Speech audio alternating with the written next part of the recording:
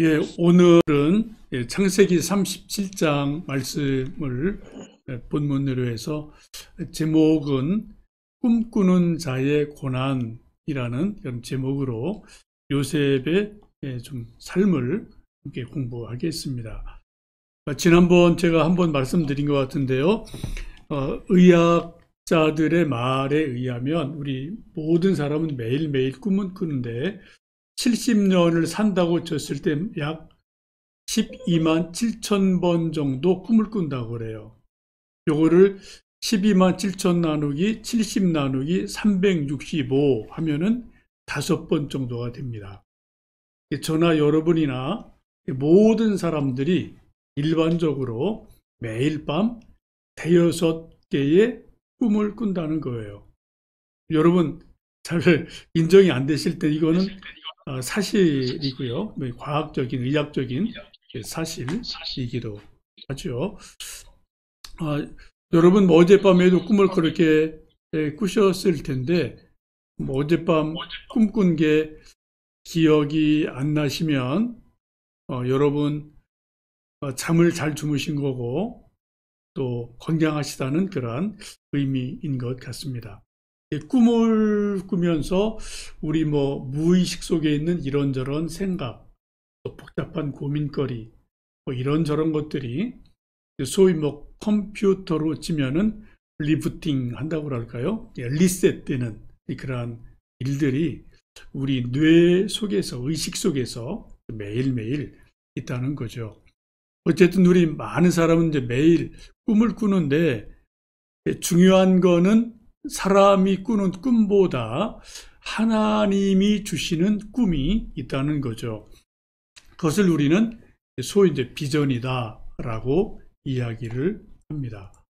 요셉도 2번 하나님이 주시는 꿈을 통해서 하나님의 비전을 분명하게 알게 됩니다. 이제 37장 앞부분에서 우리가 지난번 보신 것처럼 11곡식단이 요셉의 곡식단에게 꿇어서 엎드려 절하는 꿈을 꾸고요. 또 한 번은 해와 달 그리고 11별이 요셉을 향해서 꿇어 엎드려 절하는 그러한 아주 희한한 꿈을 꾸게 되죠. 이것은 하나님께서 요셉을 통해서 뭔가 하시겠다. 요셉을 이 집안의 이스라엘의 리더로 세우시겠다. 그런 하나님의 계획이 요셉에게는 꿈으로 반복해서 나타나게 된 것이죠. 근데 일반적으로 꿈은 많은 사람들에게 시기와 질투를 주게 됩니다. 이건 뭐 꼭 요셉뿐 아니라 우리 일반적으로 우리 자녀들이나 친구들, 뭐 우리 또 교인들끼리도 어떤 좀 너무 큰 꿈을 꾸고요. 좀 너무 높은 꿈을 이야기하면은 사람들이 속으로 아이고 그래 너 잘났어. 그렇게 좀 약간 좀 시기하고 질투하는 그러한 경향들이 뭐 사람마다 다 있는 것 같습니다. 이 요셉의 꿈을 이제 형들이 듣고 시기하고 질투하죠. 37장 8절을 같이 읽어보실까요? 같이 읽습니다.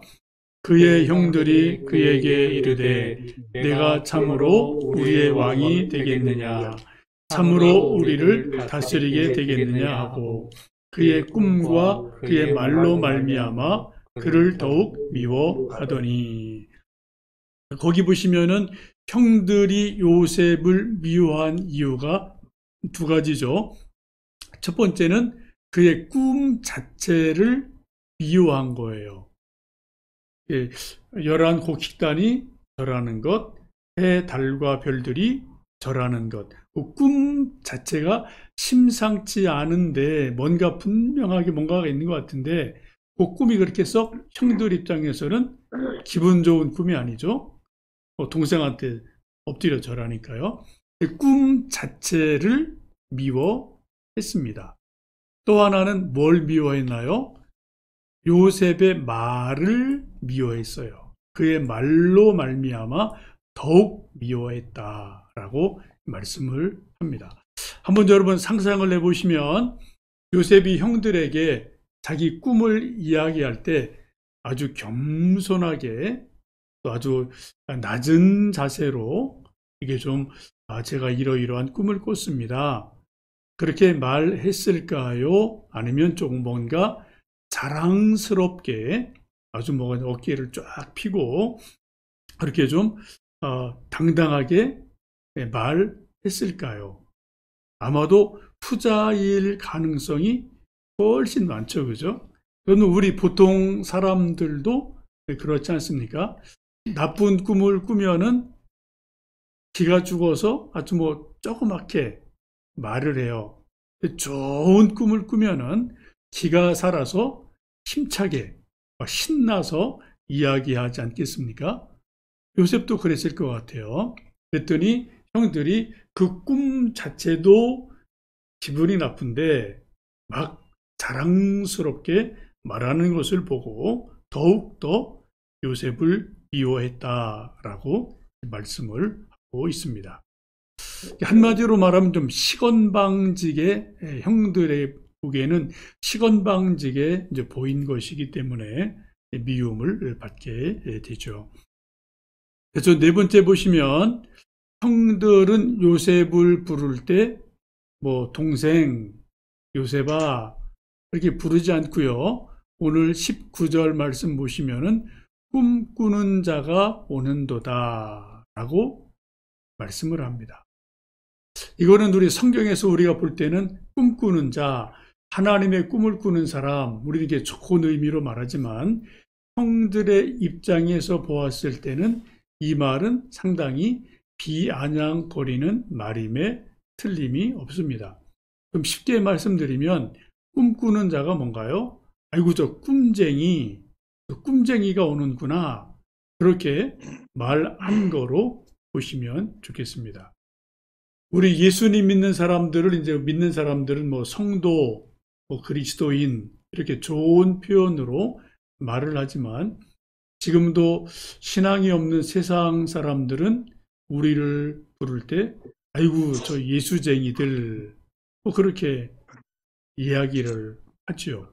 옛날에도 뭐 야소쟁이 뭐 이렇게 부르지 않았습니까? 이 쟁이라는 말이 일반적으로는 누군가를 하대하거나 누군가를 조금 비아냥거릴 때 이게 이제 뭐 쟁이 뭐 이런 말을 붙이잖아요. 허풍쟁이, 뭐 욕쟁이, 뭐 또 싸움쟁이 뭐 이런 말들 우리가 흔히 하게 되는데 이 형들이 요셉을 부를 때 꿈꾸는 자, 꿈쟁이가 오는도다 하면서 상당히 좀 비아냥거리는 투로 부르는 것을 볼 수 있습니다. 다섯 번째 보시면은 이 요셉을 미워한 형들이 요셉을 어떻게 대하는지 18절에서 20절 말씀 한번 좀 어느 분이 좀 읽어 주시겠어요? 18절, 19절, 20절입니다. 요셉이 그들에게 가까이 오기 전에 그들이 요셉을 멀리서 보고 죽이기를 꾀하여 서로 이르되 꿈꾸는 자가 오는도다. 자, 그를 죽여 한 구덩이에 던지고 우리가 말하기를 악한 짐승이 그를 잡아먹었다 하자. 그의 꿈이 어떻게 되는지를 우리가 볼 것이니라 하는지라. 네, 감사합니다. 지금 이제 멀리 아버지 심부름으로 이제 뭐 먹을 간식거리와 여러 가지를 가지고 이제 요셉이 형들을 찾아서 멀리서 오고 있죠. 이거를 보고 형들이 하는 말이 죽이기를 꾀했다라고 말해. 얼마나 미움이 컸으면, 얼마나 시기심이 컸으면 형들이 동생을 죽이려고 마음을 먹었겠습니까? 물론 여긴 또 하나 이제 우리가 생각할 변수가 이 형들은 어머니가 다르죠. 야곱에게 아내가 넷이 있었으니까 요 형들은 요셉의 어머니와는 좀 다른 어머니들이에요. 그러니까 좀 여러 가지 갈등이 있을 수밖에 없지만 그래도 한 아버지인데 얼마나 미움이 컸으면 죽이려고 마음을 먹겠습니까? 하는 말이 20절에 보면 아주 중요한 말을 해요. 그의 꿈이 어떻게 되는지를 우리가 볼 것이니라 라고 형들이 말합니다. 우리 요셉 보면은 죽이자. 죽이면은 요셉 저거 죽으면은 우리한테 뭐 아주 허풍 떨듯이 이런저런 꿈 얘기했는데 꿈 그거 안 되는 거잖아. 한번 우리가 저 요셉 죽여놓고 그 꿈이 정말 되는지 아닌지 진짜인지 가짜인지 우리가 지켜보자 라고 형들이 아주 그냥 뭔가 마음에 엄청 사무친 게 있는 것 같아요. 그런 말을 하게 됩니다. 근데 여기서 이제 한 가지 중요한 것은 이 형들이 모르는 게 있어요. 요셉은 알고 형들이 모르는 게 있습니다. 그 꿈이 형들은 누구 꿈으로 알고 있나요? 개인 요셉의 꿈으로 알고 있는 거죠. 그냥 동생, 아주 저 어린 녀석이 철딱서니 없이 뭐 꿈꾸고 그냥 헛소리한다. 요셉의 꿈으로 알고 있는 거예요, 형들은요. 그런데 요셉은 이 꿈을 어떻게 알고 있습니까? 이거는 하나님이 내게 주신 꿈이다. 라고 요셉은 알고 있지요. 여기에서 이제 아주 꿈에 대한 접근이 결정적으로 달라지게 됩니다. 여러분, 사람들의 꿈은 사람이 막을 수 있습니다. 사람이 꺾을 수도 있고요. 사람이 꿈을 파괴시킬 수도 있어요. 그러나 정말 어떤 사람에게나 누군가에게 하나님이 주신 꿈이 진짜라면, 하나님이 주신 꿈이 뭔가 있다면 어느 누구도 그 꿈은 막을 수 없습니다. 사람이 방해하고 막을 수 있죠. 잠깐은 지체되고 또 곁길로 옆길로 돌아갈지 몰라도 하나님이 주신 진짜 꿈이라면 그 꿈은 반드시 이루어지게 됩니다. 조금 늦어도 언젠가는 반드시 이루어지게 돼요. 요 차이를 요셉은 좀 알았지만 형들은 전혀 알지 못한 거죠. 왜요? 요셉은 하나님이 주신 꿈이다 알고 있었고 형들은 이거는 저건 그냥 요셉 개인의 꿈이야 라고 알고 있었기 때문에 그런 거죠. 여섯 번째 보시면 이제 형들이 이제 시기 질투로 요셉을 이제 죽이려고 할 때 도와주는 이제 두 사람이 나타나죠. 큰형 루벤과 넷째 형 유다가 나오게 되는데 루벤이 이제 장자로 큰형으로 어떻게 막 이 형제들의 이러한 분노하는 마음을 어떻게 잘 다독거리는지 21절, 22절 한번 좀 어느 분 읽어 주시겠어요? 피를 흘리지 말라. 그를 광야 그 구덩이에 던지고 손을 그에게 대지 말라 하니 이는 그가 요셉을 그들의 손에서 구출하여 그의 아버지에게로 돌려보내려 함이었더라. 아멘. 네, 감사합니다. 여기 보면 이제 큰형 루벤이 막 이제 10명 형제들이 막 요셉 쪽 오면 죽이자 막 그런 막 말들이 나오니까 루벤이 이제 큰형으로 장자로서 그래서 뭔가 분위기를 이렇게 좀 정리하면서 하는 말이 있죠. 그 생명은 해치지 말자. 그 피를 흘리지는 말자. 죽이지는 말자. 어떻게 해요? 구덩이가 있으니까 구덩이에 던져 놓자. 일단 죽이자는 거를 좀 여론을 무마시키고 일단 구덩이에 던져 놓고 좀 혼구멍 좀 내고 좀 매도 몇 대 때리고 좀 버릇없다고 좀 혼구멍도 좀 내고 그렇게 하고 했으면 좋겠다. 요 정도로 이제 큰형이 조금 이게 분위기를 잡아가죠. 이게 죽이지 말자라는 말을 루벤이 아주 결정적으로 나름대로 큰 형으로서 장자로서 역할을 한 것을 보면은 뭐 장자가 좀 그 역할을 잘 해준 것 같아요. 그런데 성경 전체를 보시면 이 큰 형 루벤 장자로서 12 형제 가운데 정말 장자 역할을 제대로 했고 또 장자의 복을 계속 이어받았느냐라고 보면은 그렇지 않은 것으로 성경에서는 좀 소개가 되죠. 이스라엘이 죽을 때 유언하고 12 아들에게 축복 기도를 다 해주고 야곱이 죽습니다. 그때 루벤에 대해서 아버지가 유언 축복 기도할 때 100점을 안 줘요. 상당히 박하게 줍니다. 그죠? 가장 많이 12 아들 가운데 복을 가장 많이 빌어준 아들이 누군가요? 유다예요. 넷째 아들 유다를 가장 많이 복을 빌어주고 리더로 세우는 것을 보게 됩니다. 성경을 보시면 영적인 권위, 제사권은 누구한테 주나요? 셋째 아들 레이에게 줍니다. 나중에 레이 지파에서 제사장이 나오게 되죠. 통치권, 리더십은 넷째 아들 유다에게 아버지가 유언하며 기도할 때 주어요. 나중에 유다 지파에서 다윗이 나오고 나중에 예수님이 태어나십니다. 그리고 또 이 상속권은 요셉에게 주죠. 그래서 요셉에게는 두 손자, 두 몫을 주어서 지파를 2개로 주는 그러한 기도를 하거든요. 이것 보면 이제 큰아들 루벤이 여러 가지로 좀 빠져버려요. 왜 그럴까?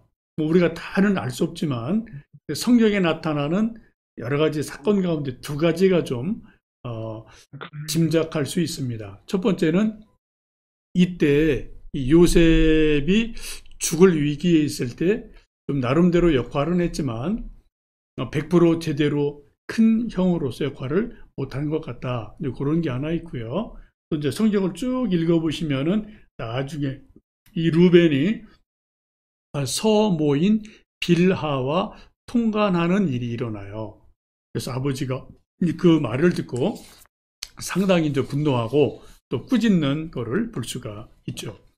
어쨌든 루벤이 그래도 장자로서 동생을 살리는데 한 중요한 역할을 한 것은 사실입니다. 우리가 한 가지 이 문제에서 좀 생각해 볼 수 있는 것은 우리 이제 아들, 딸들, 자녀들이 뭐 2, 3, 4, 5 많이 있을 때 이때 이제 부모님들의 자녀들을 향한 기대치가 첫째, 둘째, 셋째, 넷째 이게 낳은 순서대로 얘는 100점, 얘는 90점, 얘는 80점 이렇게 되기를 바라십니까? 아니면은 그냥 반대로 막내가 얘가 100, 둘째가 뭐 80, 또 첫째가 90 이렇게 되기를 원하십니까? 아니면은 다 100, 100, 100 되기를 원하십니까? 우리 마음에는 뭐 모두 다 둘, 셋, 넷 다 자녀들이 나름대로 100, 100, 100 됐으면 좋겠죠? 그럴 수는 없잖아요. 그죠? 그런 일도 사실 없고 다 뭐 조금 더 잘나고 조금 더 모자라고 여기 뭐 성격이나 능력이나 또 결혼 후에 살아가는 살림살이의 모습을 봐도 조금 더 괜찮은 자녀가 있고 좀 그렇지 않은 자녀가 있고 이건 뭐 어느 집이나 다 마찬가지예요. 뭐 여러분 아시는 것처럼 삼성가에도 보면은 뭐 그죠? 아주 뭐 그냥 속썩이는 사람이 있고 또 잘하는 사람이 있고 우리 보통 뭐 필부 우리 가정에도 뭐 좀 괜찮은 아들, 딸 그런 또 자식들이 있고 또 뭐 그냥 보통인 사람이 있고 또 많은 사람이 있고 이건 우리가 알 수가 없잖아요. 그죠? 여러분 이걸 어떻게 우리가 생각을 해야 될까요? 낳은 순서대로 첫째, 둘째, 셋째 이렇게 순서대로 이렇게 쭉 복이 내려가야 되나? 아니면 거꾸로 가야 되나? 아니면 뭐 우리가 그냥 되는 대로 보여야 되나? 이게 참 우리 인생을 살 때 좀 고민스러운 문제 중에 하나인 것 같아요. 이 야곱의 12 아들들도 보면은 꼭 낳은 순서대로 복이 된 것은 아니다. 그래서 우리가 이제 알기 힘든 인생의 신비가 아닌가 싶습니다. 이제 또 두 번째, 이제 좀 우리가 7번째 보시면은, 요셉을 또 이제 도와주고 구해준 형이 넷째 형, 유다이죠. 이 유다가 또 형제들을 설득을 해요.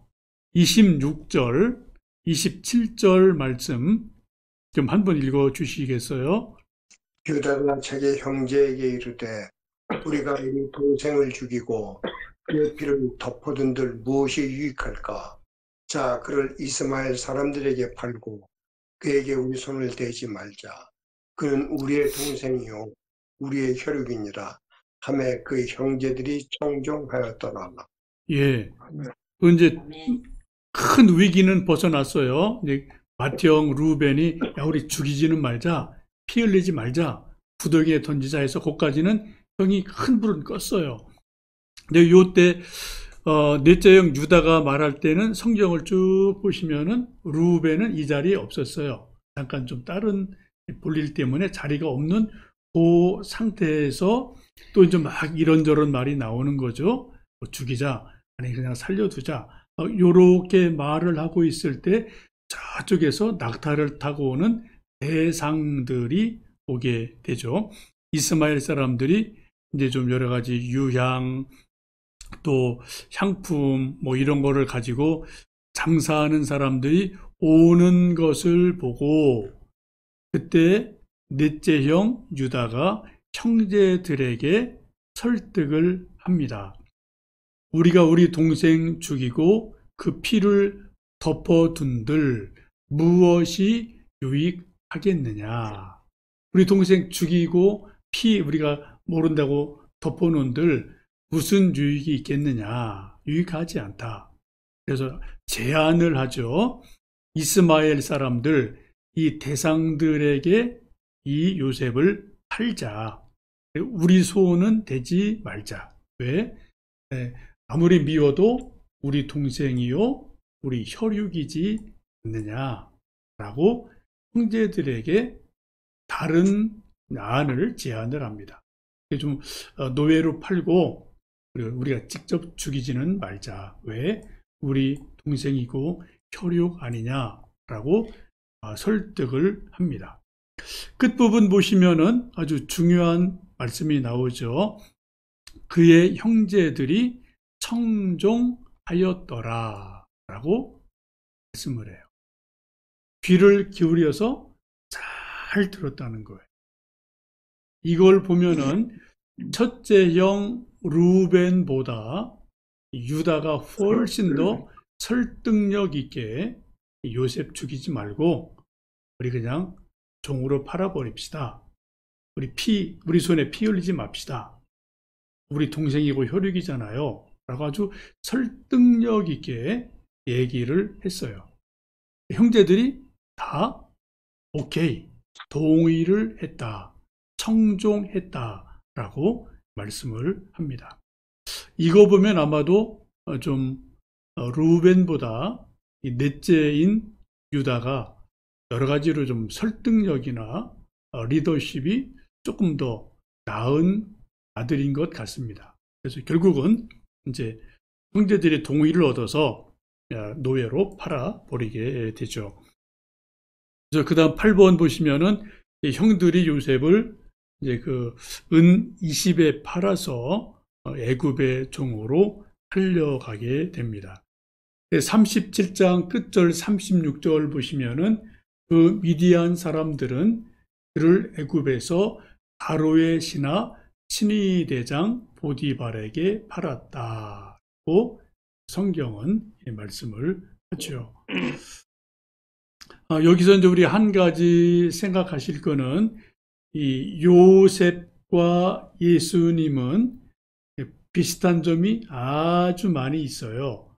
구약의 모든 것들이 앞으로 오실 예수님에 대한 예표이죠. 그림자이죠. 특별히 이제 세 가지 면에서 요셉은 예수님의 예표가 됩니다. 첫 번째는 요셉이 은 20냥에 팔려서 애굽의 종으로 갔죠. 예수님도 가룟 유다에게 또 제사장들에게 은 30에 팔려서 가게 돼요. 은 20, 30냥에 팔려갔다. 여기 돈 받고 이제 팔려갔다는 데서 공통점이 있고요. 또 하나 요셉이 자기 형들에게 팔려간 거죠. 그래서 이제 애굽의 종으로 가지 않습니까? 예수님도 자기 동족, 바리새인들, 서기관들, 대제사장들, 자기 동족에게 팔려서 본디오 빌라도 이방인이에요. 로마 총독 손에 팔려서 돌아가시게 됩니다. 이게 하나 또 이제 예표가 되죠. 또 하나 예수님이 공생에 시작하신 것은 30세에 하셨습니다. 근데 이 요셉도 소위 공생의 총리의 생애를 시작한 것이 30살이 됐을 때 시작을 하게 됩니다. 이런 몇몇 가지가 요셉은 예수님의 예표다라고 볼 수가 있겠습니다. 자, 9번째 보시면은 형들이 요셉을 팔아넘기고 아버지에게 뭔가는 이제 또 이야기를 해야 되니까 고민하다가 그 옷을 찢고 또 짐승들을 잡아서 피를 여기저기 묻혀갖고 아버지에게 얼마 지난 후에 아버지에게 우리가 들판에서 이 옷을 좀 봤는데 이게 누구 옷입니까? 혹시 이거 요셉 옷 아니에요? 라고 거짓 보고를 하게 되죠. 형들도 뭔가 책임을 면하기 위해서 요셉은 꼴 보기 싫으니까 치워야 되고 또 죽일 수는 없고 그래서 이제 중간으로 노예에 팔아버린 건데 그래도 아예 그냥 아버지에게는 죽었다라고 딱 끊는 게 좋으니까 이제 피 묻은 옷을 보여주면서 거짓 알리바이를 제공하는 일을 이제 보게 됩니다. 끝으로 10번째 보시면 이 요셉의 꿈, 하나님이 주신 꿈임에 틀림이 없는데요. 이 꿈이 이루어지는데 시간이 아주 많이 걸렸습니다. 우리가 성경적으로 볼 때는 13년, 아니 훨씬 더 20년, 이렇게 아주 오랜 시간이 걸리게 되죠. 여러분, 강물을 보면은 모든 강물은 직선으로 똑바르게 흐르는 강은 이 세상에 절대로 없습니다. 시냇물도 마찬가지고 강도 마찬가지고요. 똑바로 일직선으로 흘러가는 건 절대 없어요. 운하는 뭐 일직선으로 팔 수가 있겠지만 자연에서 있는 강, 시냇물, 도랑들은 다 구불구불 불고 돌아서 가지 않습니까? 우리 인생도 마찬가지 같아요. 누구든지 자기가 계획한 것, 자기가 꿈꾼 것, 이런 것들이 장애물을 만나지 않고 일직선으로 최단 시간 내에 단번에 딱 이루어지는 일은 결코 없습니다. 물론 한두 번 자그마한 어떤 일들이 그렇게 행운처럼 될 수 있을지는 몰라도 우리 인생 전체가 나의 꿈이, 우리의 꿈이 장애물 없이 쭉 일직선으로 되는 일은 거의 없어요. 돌고 돌고 구불구불하고 될 듯 말 듯 하고요. 그러다 뭐 나중에 되기도 하고 또 안 되는 일도 있고 뭐 그런 일들이 뭐 저나 여러분이나 뭐 다 있지 않습니까? 이게 왜 그럴까? 이게 참 이게 이제 우리 인생의 신비고 우리가 또 계속 기도하는 기도 제목이고 우리 자신이나 우리 아들, 딸들을 바라볼 때 소갈이기도 하고 이게 좀 뭐 인내가 필요한 거고 기도가 필요한 거고 격려가 필요한 거고 하여튼 뭐 그런 문제가 다 이 문제 아니겠습니까?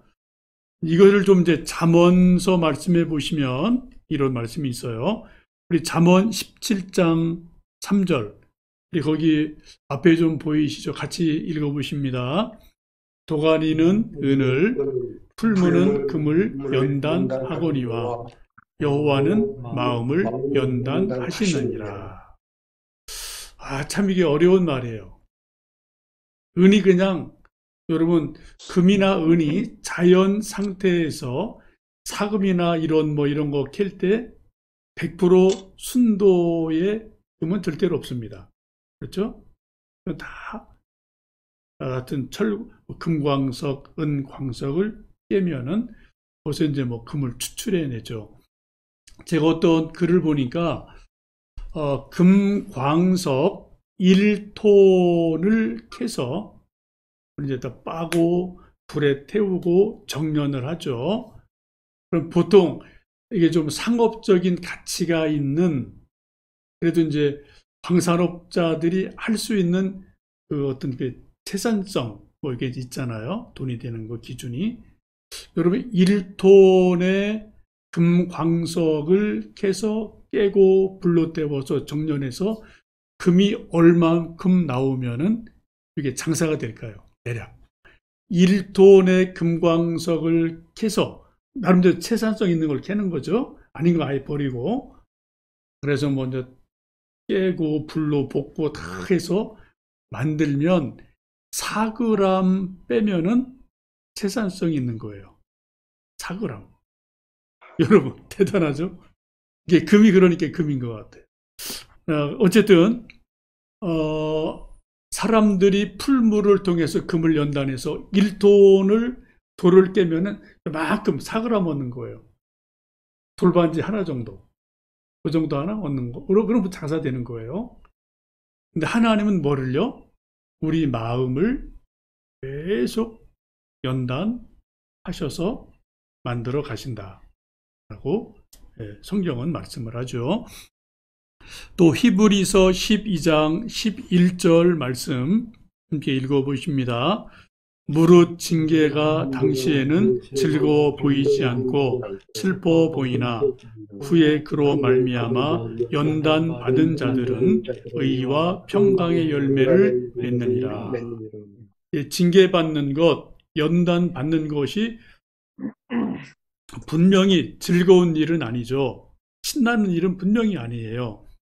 슬픈 일이고 힘든 일임에 틀림이 없습니다. 근데 뭐라고요?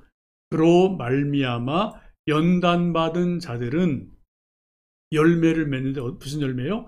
의의 열매, 평강의 열매를 맺는다고 말씀을 합니다. 이게 이제 고난의 의미이고 또 요셉의 경우에 하나님이 주신 분명한 꿈이 바로 되지 않고 말할 수 없는 연단, 고난을 통해서 이제 시간이 걸리고 하여튼 뭐 이런저런 고생을 참 많이 하지 않습니까? 어쩌면 우리 아들, 딸들도 인생은 다 그런 거예요. 그죠? 이런 비슷한 과정을 거쳐가지 않나 싶습니다. 물론 똑같은 이런 뭐 스타일은 아니겠지만 각자 연단과 고난, 시간 이런 것들이 필요하다라는 것은 분명합니다. 여러분에게 주신 하나님의 꿈이 무엇입니까? 우리 아들, 딸들이 혹시 꿈 이야기할 때 우리 아들, 딸들의 꿈은 무엇입니까? 하나님 앞에 정말 꿈을 꾸고 또 기도로 꿈의 씨를 뿌리고 또 기도하고 공부하고 인내하면서 또 하나님의 꿈을 꿈꾸어가는 이루는 우리 모두 우리 또 자녀들 되기를 주님의 이름으로 축복합니다.